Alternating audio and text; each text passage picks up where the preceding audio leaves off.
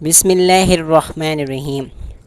ناظرین، عبد الملک بن مروان کے عہد خلافت میں حجاج بن یوسف ایک طاقتور گورنر تھا۔ اسے محمد بن قاسم کے چچا اور سسر کے حوالے سے بھی جانتے ہیں، اور عبداللہ بن زبیر رضی اللہ تعالیٰ عنہ کو شہید کرنے کے بعد ان کی لاش کو 3 دن تک سولی پر لٹکائے رکھا۔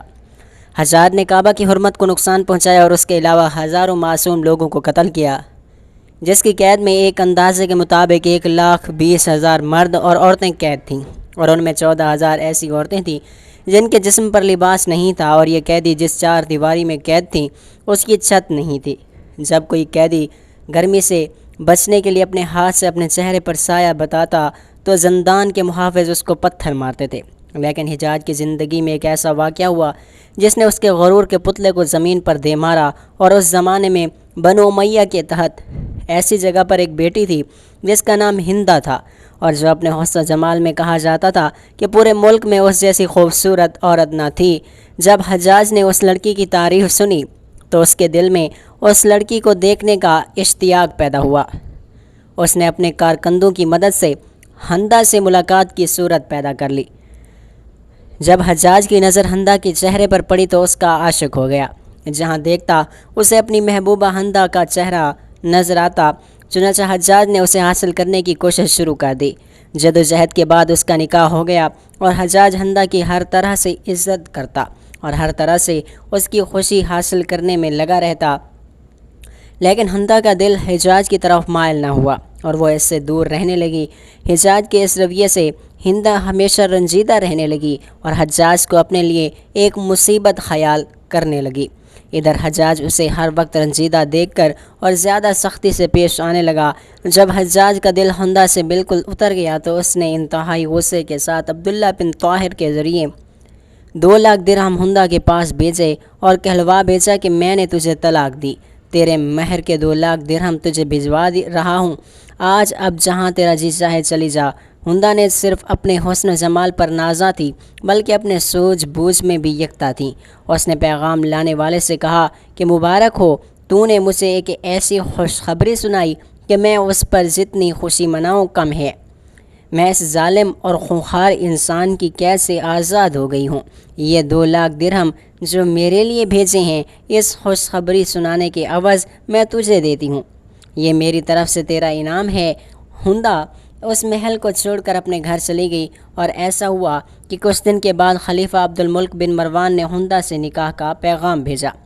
ہندہ نے پیغام لانے والے سے کہا کہ نکاح تو ہو سکتا ہے، لیکن میری ایک شرط ہے کہ حجاج بن یوسف خود اونٹ کی مہار پکڑ کر مجھے آپ کے محل تک لے کر جائے۔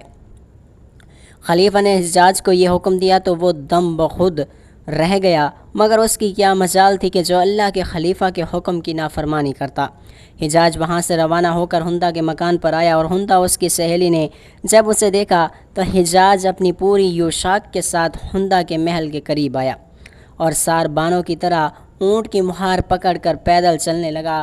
ہندہ کے ملازم اور اس کی سہیلیاں تمام راستہ اس کا مذاق اڑاتی رہیں، مگر وہ خاموش چلا جا رہا تھا۔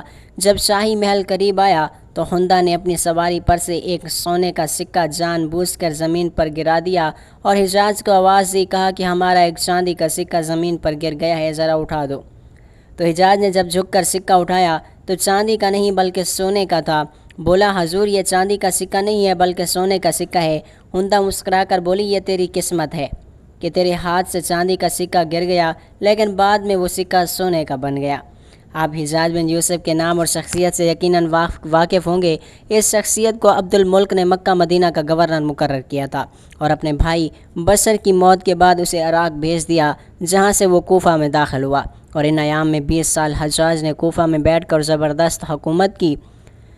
اس کے دور میں فتوحات کا دائرہ چین اور ہند کے درمیان دوسرے علاقوں تک پھیل گیا، حتیٰ کہ مسلمان چین تک پہنچ گئے۔ یہی وہ شخص تھا کہ جس کے بارے میں کہا جاتا ہے کہ اس نے قرآن کریم پر آراب لگوائے، خدا نے اسے بڑی فصاحت و بلاغت و شجاعت سے نوازا تھا۔ یہ حافظ قرآن تھا، شراب نوشی اور بدکاری سے بچتا تھا، اور جہاد کرنے اور فتوحات کا حریص تھا، مگر اس کی ان ساری خوبیوں پر اس کی ایک برائی نے پردہ ڈال دیا، اور وہ برائی اس کا ظالم ہونا تھا۔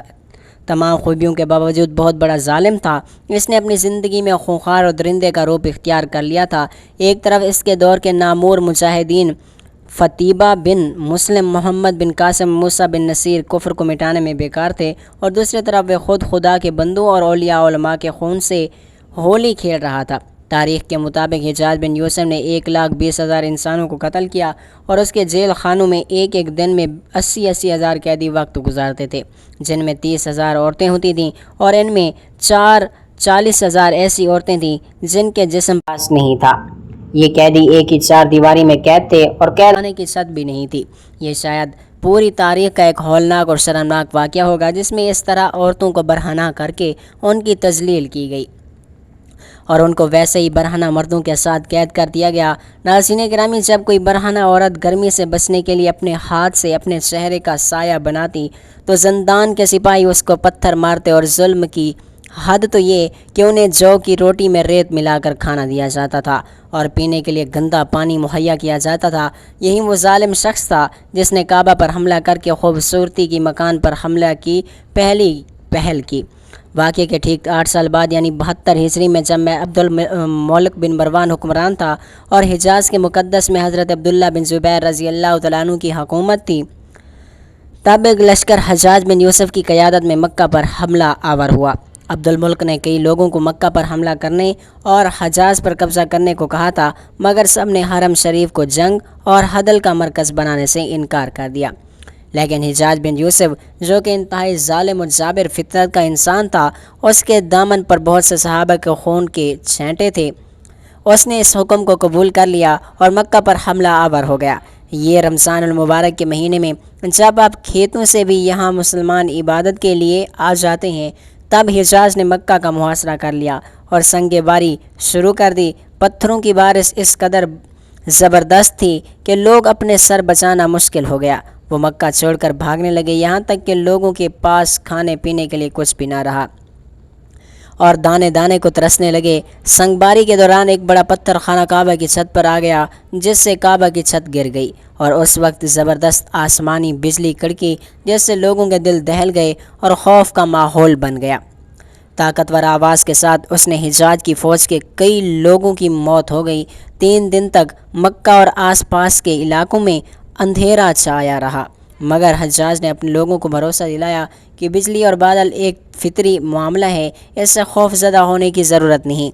اس نے خود ہاتھوں سے کعبہ میں پتھر رکھنا شروع کیے، تب جا کر فوجیوں کی جان میں جان آئی، اور یہ سلسلہ جاری رہا۔ عبداللہ بن زبیر رضی اللہ تعالیٰ عنہ خانہ کعبہ میں نماز پڑھتے تھے، اور ان کے ارد گرد پتھر آ کر گرتے تھے۔ آخر کار وہ ان کے ساتھ اس لڑائی میں شہید ہوئے، اور مکہ میں حجاج بن یوسف کا قبضہ ہو گیا۔ روایات کے مطابق حضرت عبداللہ بن زبیر کا سر کاٹ کر اسے مکہ کے نالے میں لٹکا دیا گیا، اور جسم کو سولی پر لٹکا دیا گیا، اور اس شہر میں داخل ہو کر ہر طرف پتھر بکھرے اور خون کے دھبے لگے ہوئے تھے، تو حجاز نے اس کی دوبارہ تعمیر کی، جس نے تمام اہل وطن کو عبداللہ بن زبیر رضی اللہ تعالیٰ عنہ کا قاتل سمجھ کر اس پر سختیاں کی اور سب کو تکلیف پہنچائی۔ ناظرین گرامی، عراق کے لوگ اس کے ظلم و ستم سے نڈھال اور پریشان اور تنگ تھے، اسی وجہ سے ان کی ہر وقت یہی دعا اور التجا تھی کہ کسی طرح اس ظالم شخص سے جان چھوٹ جائے۔ ایک مرتبہ حجاج بن یوسف اپنے محل کے دریچے میں بیٹھا ہوا تھا، اور کچھ عراق کے وزراء بھی اس کے ساتھ بیٹھے تھے۔ ایک نوعمر لڑکا وہاں سے گزرا، اور اس نے محل کو دیکھ کر کہا، کیا اونچی اونچی عمارتیں اور مضبوط قلعے بناتے ہو، اس کا کیا فائدہ، اس خیال سے کہ ہمیشہ جیتے رہو گے، حالانکہ یہ سب فانی ہے۔ حجاج نے لڑکے کو بلایا اور کہا کہ تو عقل مند و ذہین معلوم ہوتا ہے، مجھے کچھ نصیحت کر۔ لڑکے نے قرآن کی ایک آیت پڑھی کہ جس کا ترجمہ تھا، جب خدا کی مدد اور فتح آئی تو دیکھا کہ لوگ دین سے فوج در فوج نکلتے جا رہے ہیں۔ حجاج نے کہا کہ تو نے آیت کو غلط پڑھا، اس آیت کا ترجمہ ہے کہ دین میں لوگ داخل ہو رہے ہیں۔ لڑکے نے جواب دیا کہ بے شک پہلے داخل ہی ہوتے تھے، مگر اب تیرے دور میں تیری وجہ سے نکلتے جا رہے ہیں، اس لیے میں نے اس کو ایسے پڑھا ہے۔ حجاج نے کہا کہ تو جانتا ہے کہ میں کون ہوں؟ لڑکے نے جواب دیا کہ ہاں، میں جانتا ہوں کہ میں زمین کے شیطان سے مخاطب ہوں۔ حجاز نے کہا کہ تو دیوانہ اور گستاخ معلوم ہوتا ہے، یہ بتا کہ امیر المومنین کے بارے میں تیرا کیا خیال ہے؟ لڑکے نے جواب دیا کہ اللہ ابو الحسن یعنی حضرت علی رضی اللہ تعالیٰ عنہ پر رحمت کرے۔ حجاز نے کہا کہ میں نے عبد الملک بن مروان کے بارے میں پوچھا۔ لڑکے نے جواب دیا کہ اس کے تو اتنے گناہ ہیں کہ زمین و آسمان میں بھی نہیں سما سکتے۔ حجاز نے کہا کہ اچھا میں بھی تو سنوں کہ اس نے کون کون سے گناہ کیے؟ لڑکے نے جواب دیا کہ اس کا ایک گناہ تو یہ ہے کہ تجھ جیسے ظالم کو کپتان بنایا جو رعایا کے مال کو مباح اور خون کو حلال سمجھتا ہے۔ حجاز نے اپنے ساتھیوں کی طرف دیکھا اور پوچھا کہ اس لڑکے کے بارے میں کیا کہتے ہو؟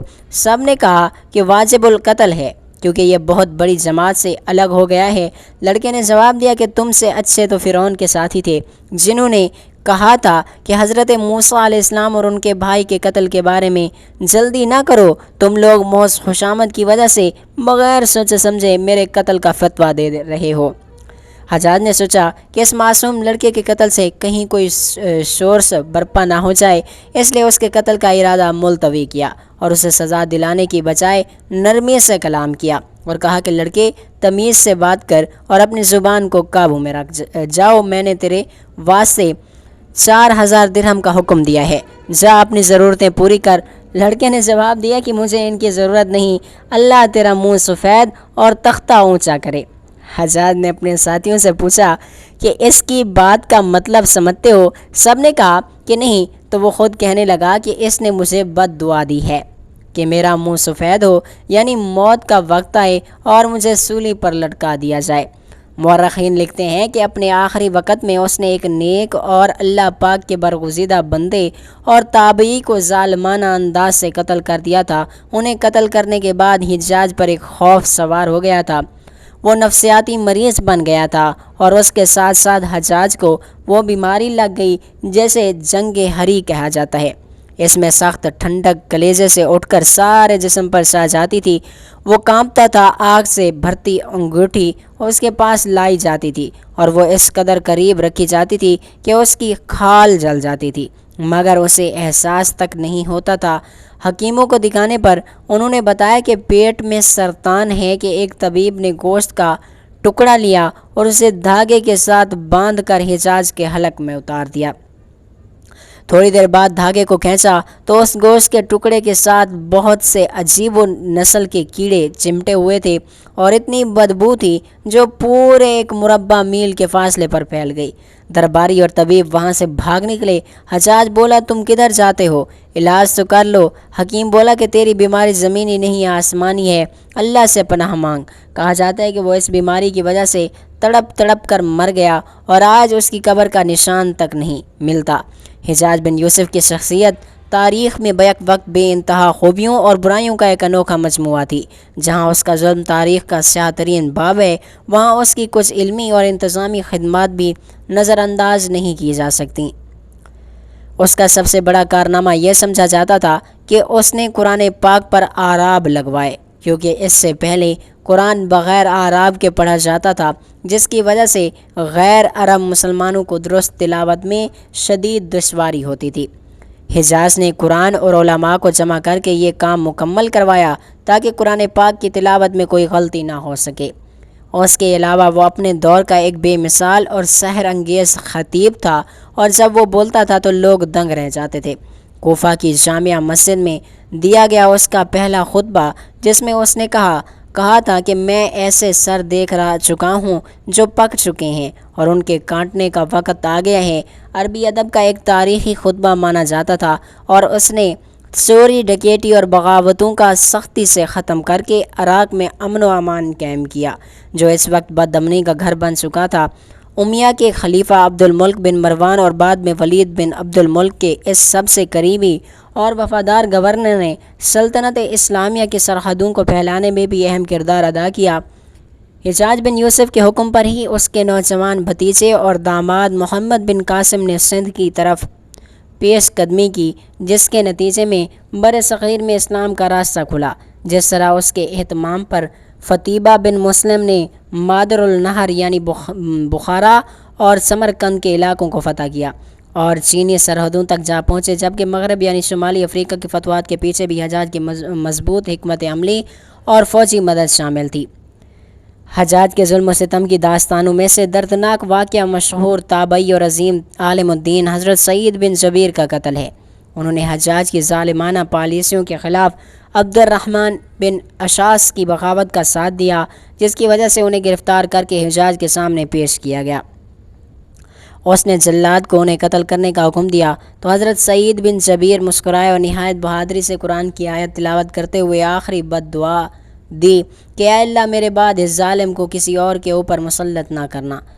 اور اس شہادت کے ٹھیک 40 دن بعد حجاج بن یوسف شدید نفسیاتی و جسمانی بیماریوں کا شکار ہو گیا۔ وہ سوتے میں چونک کر اٹھ جاتا اور چلاتا کہ سعید بن جبیر مجھے پکڑ رہا ہے اور پوچھ رہا ہے کہ مجھے کس جرم میں قتل کیا۔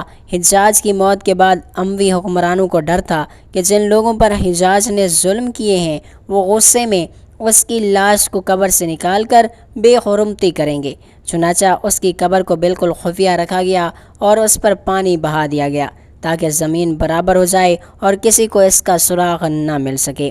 یوں تاریخ کے سب سے بڑے جابر کا نام و نشان ہمیشہ ہمیشہ کے لیے مٹ گیا۔ محترم دوستو، یہ تھی ہماری آج کی ویڈیو کیسی لگی کمنٹ کر کے ہمیں ضرور بتائے گا۔ انشاءاللہ ملاقات ہوتی ہے اگلی ویڈیو میں، تب تک کے لیے اپنا اور اپنے پیاروں کا ڈھیر سارا خیال رکھیے گا۔ اللہ نگہبان۔